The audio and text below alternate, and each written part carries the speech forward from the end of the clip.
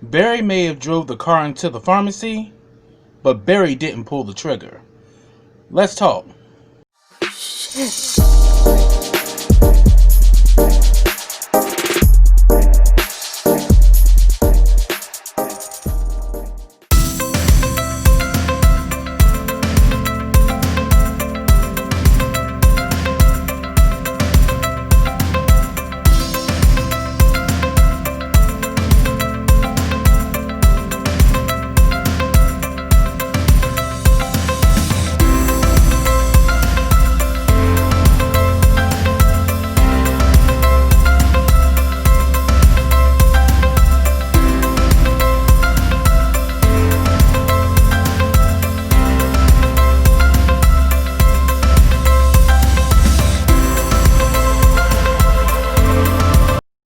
Hey, what's up everybody, and welcome back to KRSTV. This is your boy Kenny.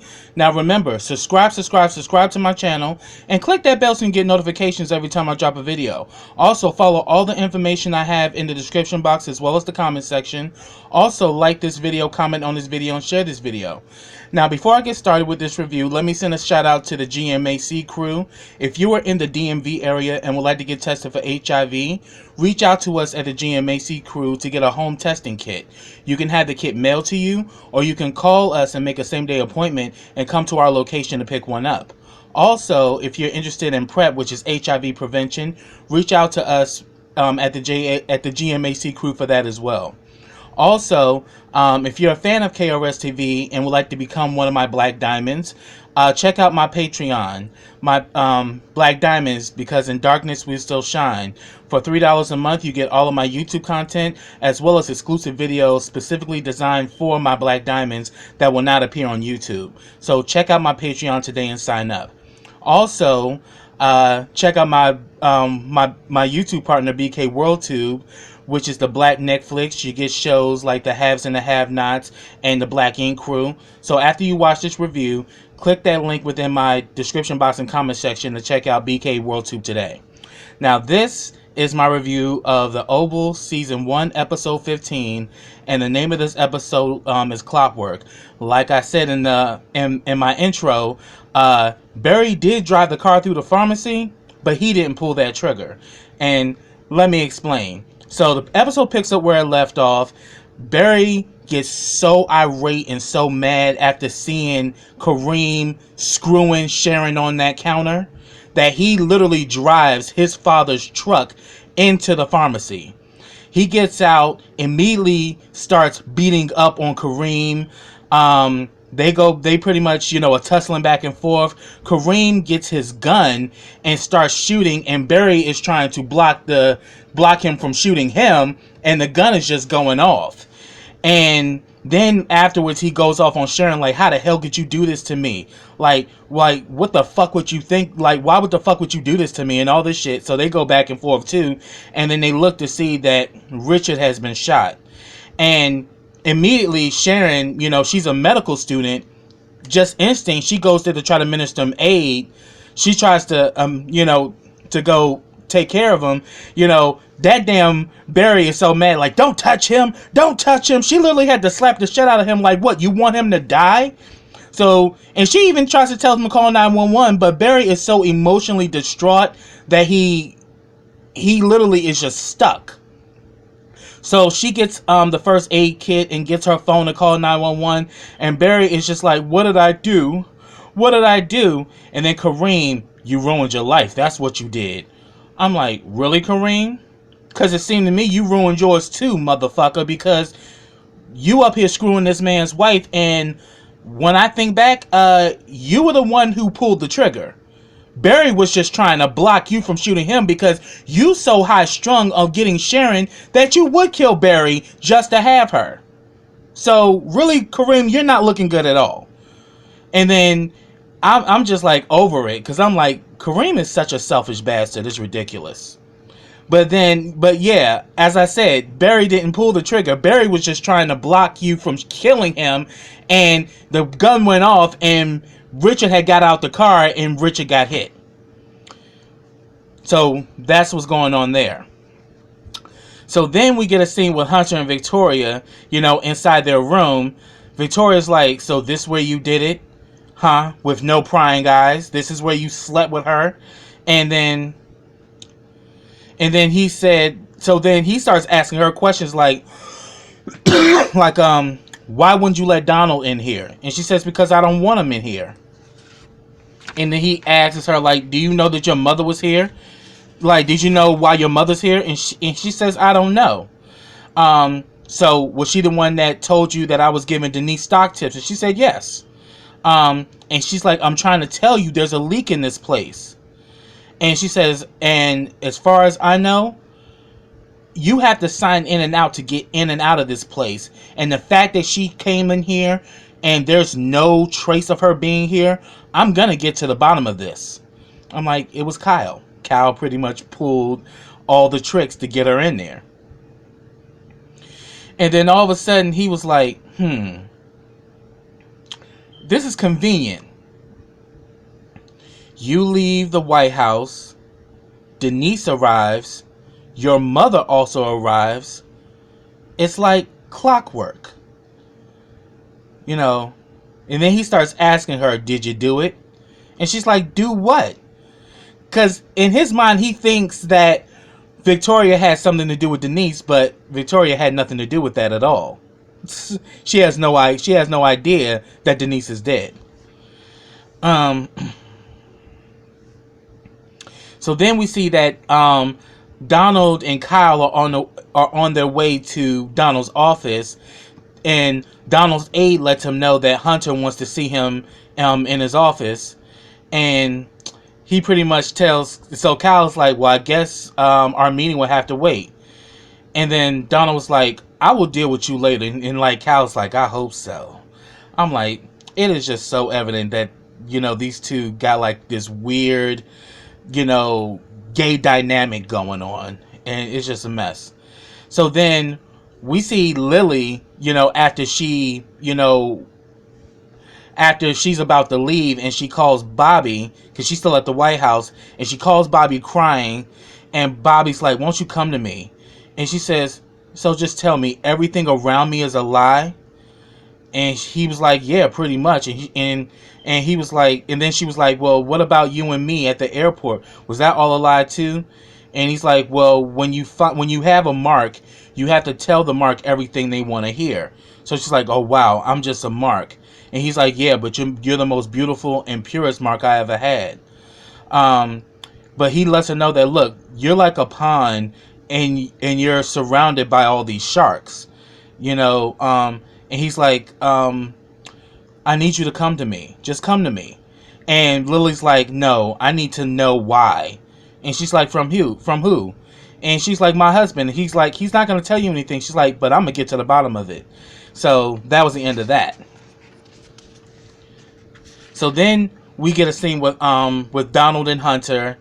And Hunter is literally adding everything up. And he's like, they did it. Victoria's family killed Denise. And she's like, you know who her father is? And Donald's like, yes, I know who her father is. And he's like, he wants to ruin me. Because he put me in the mayor's office. I didn't think I would win. He put me in the governor's mansion. I didn't think I'd win. And now he has me here. He wants to ruin me. And there's somebody in here that's leaking information to them. And he asks, can I trust you, Donald? And Donald's like, let me go get you a drink. I was like, that's telling right there. Donald got an agenda too. And I'm starting to see it more and more. Donald has a very sinister agenda. I mean, the fact that Cal is his dude, yeah, two feathers flock together. So Donald got some shadiness with him too.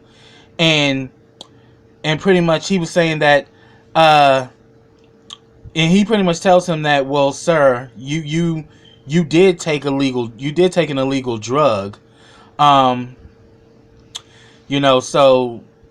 you may not have the whole story straight because you were kind of out of it. And he's like, are you with them, Donald? I'm like, possibly, yeah. I mean, because it looks like Donald got his own agenda. But he tells him that, look, everything is taken care of. And then he begins to suspect Kyle. Like, is Kyle with them too? And all that. I'm like, well, from the looks of it, yeah, Kyle's probably low-key working for Victoria's family, you know, unbeknownst to her. And him as well. But pretty much, I noticed that in the scene where Denise was killed, there were two swords that were sitting on a mantle. One of the swords is missing. So we find the sword, we'll find the killer. So that's what I got with that. Then we get like this scene with Priscilla and Jean. Priscilla notices that something ain't right with Jean because Jean is completely shaken up, but Jean cannot talk to anybody. And sure enough, Kyle shows up, you know, is everything okay? What's wrong with her? Is she alright? And then Priscilla had to let Kyle know, I got this. And that was the end of that. And then we see that Priscilla's on a, you know, meets up with Sam, and she asks Sam to keep an eye on Jean, and she was saying that something's going on because this morning she was fine, and then now she's just shooken up and she's not saying anything. And then pretty much he lets her know that there's something that went on with Richard and Barry, and he gives her the number to this cleaning service, and she knows about this cleaning service. Like, what the hell is going on? And she says that, look, talk to Nancy. Nancy will fill you in on everything. And then he gets summoned by Victoria. And I'm going to talk about that one too, because that was crazy. That damn Victoria's a hot ass mess. So then we see that Jean is by herself in the kitchen. Kyle goes in there. Kyle is an evil bitch because he's clearly bullying and intimidating this girl, pretty much saying that, you know, you need to get it together, and, you know, Sam knows everything, so if you open your mouth, it will be a violation of national security. Sam don't know any of this shit. So he's blatantly lying to this girl and literally is bullying her. And then he lets her know that, you know, if you say anything, you will be dealt with. And being dealt with can be a very horrible thing. So he's low-key threatening her life. And you know that Kyle's evil as fuck, because we saw what he did to Picky. He don't mind taking somebody out. So, and then he starts asking about her boyfriend. And she's like, why you ask about him? She's like, oh, no reason. Enjoy the rest of your day. I'm like, okay. Somebody need to kill Kyle, because Kyle is evil as shit. Like, but shout out to Brad Benedict. He's a good actor. I love him in this role. But yeah, that damn Kyle is a hot ass mess. So then we see Nancy is talking to Jody. They done had their tea and now they're chatting. Priscilla walks up and she don't remember Priscilla, but then she definitely remembers Sam. And she's like, oh yeah, tell your husband I said hello.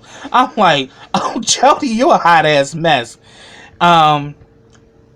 And Nancy tells Priscilla everything that happened, about the girl from the Rackadooshies who committed suicide in her house, that they found a knife in Barry's room, and, you know, the same knife that killed Ruth. And she's like, I don't know what's wrong with that boy. He's just so angry. Really, Miss Nancy? He just lost his daughter on the account of you. Like, anybody who would lose their kid would not be in their right mind. So this explains why Barry is just being irrational, why he's making bad decisions, and why he's being reckless. This man's daughter was taken from him, and he don't know where to look or where to turn to find her. It's like he's looking for a needle in the haystack, and he's frustrated. And it's just crazy, because I'm like, Nancy, why would you not pick that together? That's why he's acting out. He just lost his daughter. You know, this is a man who loves his kid. Crazy as hell. So, but, you know, Priscilla reassures her that everything's going to be all right. We're going to get through this. You know, we're going to get to the bottom of it. And you know how Sam is. You know, we're going to work this out. And then Jody comes back, because, you know, Jody always got the tea. You know, because she messy as hell. She comes back, she's like, you know, Nancy, I was just watching the news, and it seemed that somebody drove a truck in that pharmacy where your son's girlfriend works at, and it looks like Richard's truck. They both call Richard and Barry. Both of their numbers go to voicemail. They're like, oh, we going all the way over there. We just gonna go there. You're like, come on, let's go. So Yeah, they're on their way to the pharmacy to find out what's going on there. So then we see Sam meets up with Victoria, and Victoria starts asking all of these very, out of the way questions like, are you faithful to your wife? And then you can tell by the question she's asking, she's low-key flirting with him, and it's creepy as all hell. But hey, when Sam come up in there, I'm like, Sam's fine. Sam is fine, and he's a tall drink of water, and you just see her kind of looking him up and down, and she's low-key, and she's pretty much flirting with him pretty much the same way she was flirting with Max when she was trying to go down on Max. And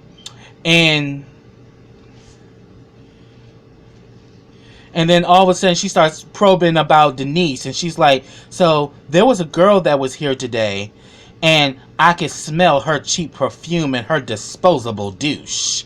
Do you know how she got in here? And he was like, well, we actually followed protocol.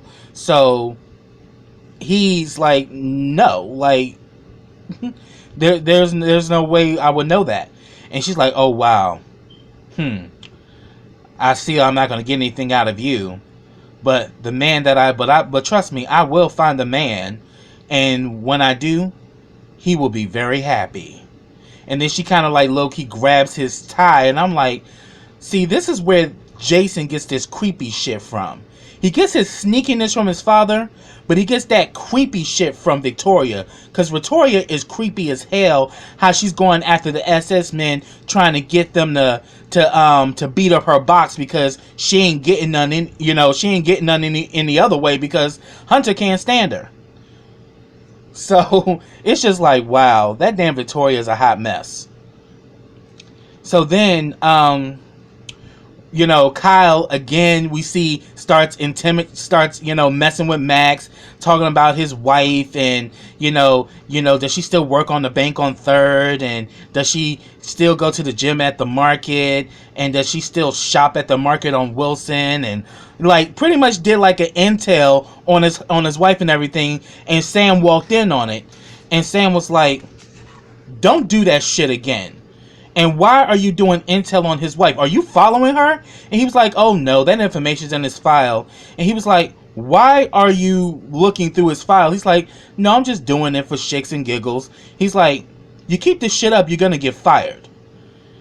And he says, besides, the chief of staff wants to see you, Donald. So his ass is happy to go run to see what's going on with that.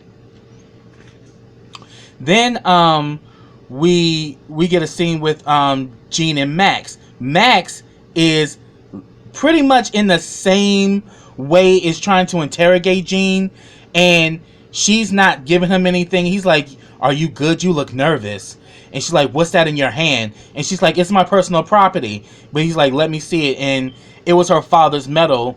Her father was in the service and he was killed in duty, and she was praying, and she holds the medal in her hand when she prays, because right now she's completely shaken up, and she's like, this is kind of strange. And she's like, what do you mean? And she's like, I saw that you were talking to Kyle, and you were in an elevator with him. What was in that laundry bin? And he's like, you can just see how Max is. Max is really trying to shut Kyle down. So he's really trying to find out what the hell's going on. And he does notice that even though he doesn't know Jean that long, he noticed that after her interaction with Kyle, she's acting completely different. But he's coming off very interrogative, which is really, and the fact that Kyle is scaring Jean, to death, she's not saying anything. So we pretty much saw that go on. Then we get back to the pharmacy. Sharon is still trying to administer aid to Richard. The police come in, has a gun on her. She puts her hands up, and she's like, look, there's no threat here. This man is dying. So the medics finally come in and start attending to Richard. You can see that Barry is emotionally shooken up. He's still stuck. you know, and Kareem with his old punk ass gives up everything on Barry, that Barry has assaulted me before. I got a restraining order on him. He drove his car into my pharmacy. He attacked me. I got my gun, which is registered, and you know, I tried to handle the situation and Barry shot his father. Told a blatant ass lie. You shot the gun, and because you were being reckless, the gun went off and shot Richard because Barry was trying to protect himself because you were trying to kill him. And then pretty much Barry, you know, Sharon, so they asked Sharon, is that what happened? And Sharon says yes, and they arrest Barry. And I'm like, wow. Crazy as hell. But then, like, it's like, man, Barry just can't win right now. Barry is so psychologically screwed up. He just keeps going from one bad situation to another. It's like he's a cautionary tale, and it's all due to the fact that he wants to know where his daughter is. So after that, we see that Sam and Max talk. And Sam tells Max that he spoke to Kyle and that y'all need to cool this situation because, you know, this could end up pretty bad if you guys keep going at each other like this. So he asked about the you know, about the video footage, you know, of the actual situation, you know, involving Denise, and pretty much Max says there isn't any footage. So Max says, so pretty much Sam was like, okay, well, fine, give me footage before and after, cause something ain't right there. So then we get the scene, you know, with Donald and Kyle. They go back and forth, and he asks Kyle what the hell is going on, and pretty much Donald says he flipped. You know, when I went in to tell him that she had to leave, I found him unconscious on the floor. And then like and then all of a sudden Donald's like, cut the bullshit, Kyle. You did this shit. Why did you even do this crap? You did this so you can secure your position and you can be his lead guy. And he's like, are you in love with him, Kyle? And then Donald was like, will it make you jealous? And he was like, no. And he's like, damn, then no, I'm not in love with him. And he's like, I wish I could fire your ass. And then he's like, make love to me again, you know. And then all of a sudden he was like, did you come after my wife? And Kyle was like, what are you talking about? He's like, she has pictures of us, nudes. And he was like, and they were from your apartment. And he was like, first of all, I would never do anything to harm you. But he's like, and besides, you know, there's pictures on the internet. He's like, no, but they're nude photos. How would she have nude photos of us? Did you ever have nude photos of us? And he's like, well, yeah, in video. He says, you know, first when we met, I didn't trust it, so I did record you. But afterwards, you know, I fell in love with you, and I never recorded you again. I wouldn't trust that shit, Donald. I wouldn't trust that at all. Cal's creepy as hell. So he's like, so he pretty much tells Kyle to get rid of the photos, and he says no. He's like, oh, you trying to blackmail me? He was like, no. You know, I will just watch them over and over again to know what you feel like. And then, you know, obviously they were an actual couple. And that's what we get. They were actually a couple. And he said that, but what broke it off was because Kyle cheated on him. And then Donald was like, oh, did that rookie make you feel good too? And he's like, no, I regret that every single day. And I know it, and I know I do because it drove you to her, you know? And then he tells Kyle to leave, but Kyle starts kissing on him, and then they start making out, and they was about to get it in. They even had the door locked. And the aide knocks on the door, and Donald tells Kyle to unlock the door, and he comes in with a Diet Coke, and he's like, and Donald's like, I ain't asked for that. He was like, oh no, this is for your wife. She was here to see you. And then all of a sudden it's like, well, did she leave? And then Lily comes from a damn room. Lily done heard, and heard everything go on between Kyle and Donald, and she comes in and was like, no, I haven't left. I was like, oh shit. I'm saying that damn Lily is on one. She now done got to the bottom of everything. So now she knows what's really going on and everything. And she's kind of putting everything together that, you know, Kyle was the one who sicked Bobby onto her. And she realizes that, yeah, her husband is in love with Kyle. Clearly. And she just heard the whole back and forth. So I'm like, damn, that is so messed up. But I was so here because that was the gag of this episode. The fact that Lily walked out of that room, Lily heard every damn thing. So we're going to see how this all going to play out. But that's what I have, y'all. If I missed anything, get down in the comments. You know, I'd love to hear your thoughts about it. So until next time, everyone, take care.